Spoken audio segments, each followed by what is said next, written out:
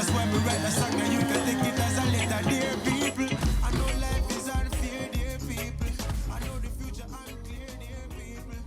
You carry inherited family trauma?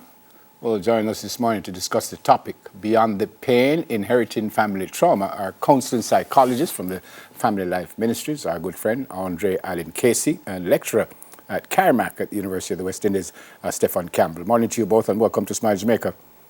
Morning. Good morning, good morning. Well, good to see you both and I hope all is well. Andre, in this case, trauma means what in this case? Because I know you hear people meeting accidents and they say trauma and stuff, and it's almost like we use the word, everybody say, well, I'm traumatized. But in this case, when you said inherited family trauma, what does that exactly mean? Well, what that can mean or could mean is even slavery, for that matter.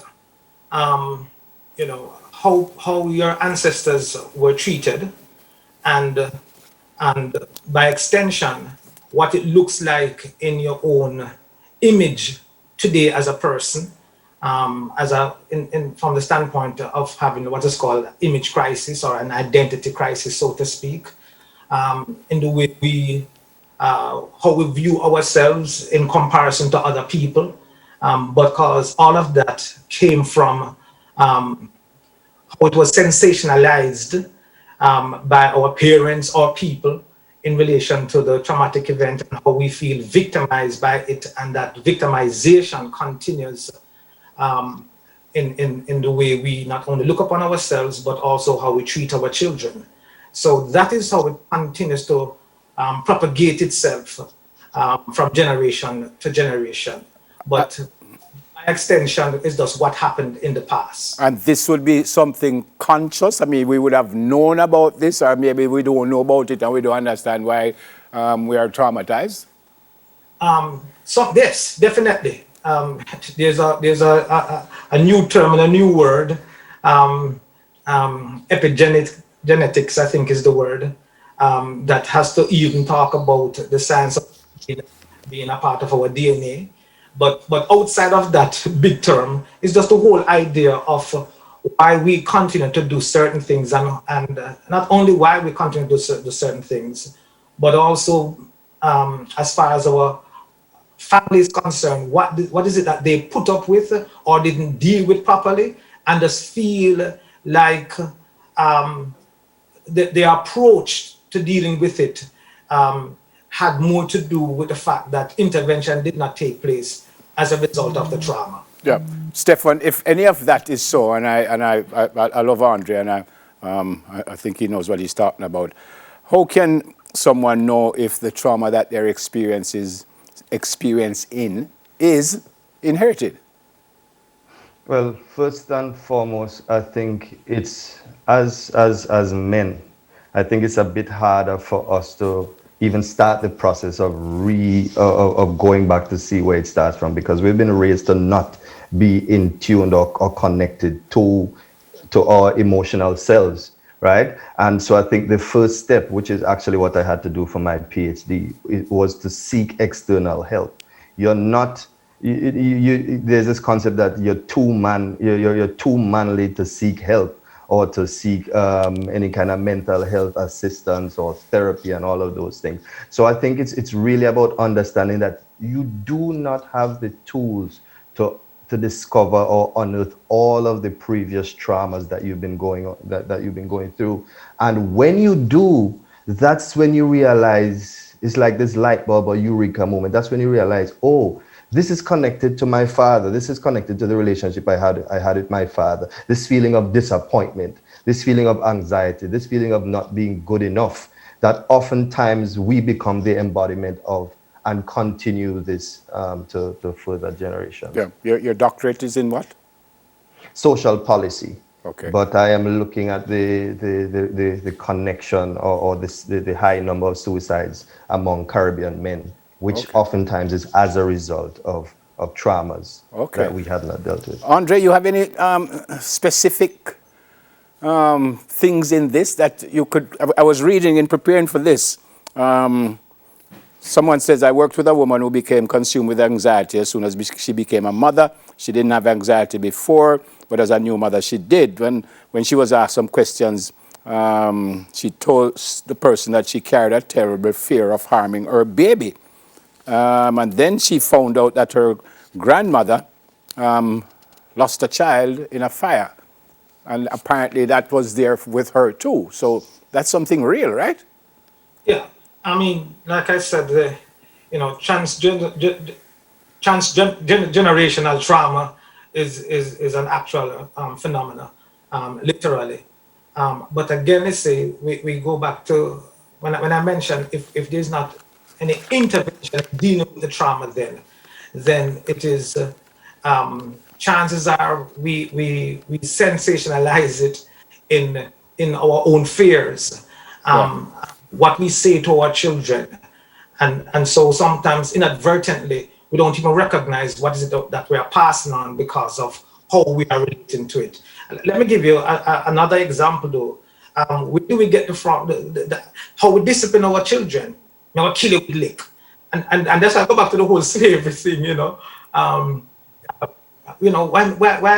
why in executing discipline we feel like we have to flog and beat and such the likes, our own aggression. Where's all that coming from?